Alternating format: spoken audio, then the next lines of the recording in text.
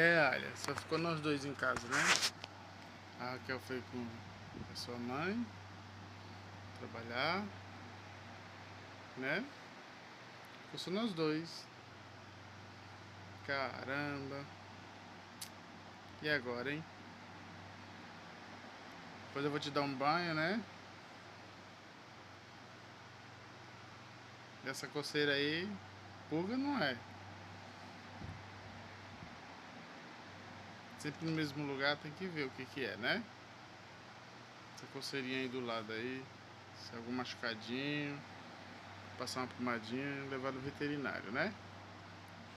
Né, ô toco-toco? Só quer tá aí de boa, né?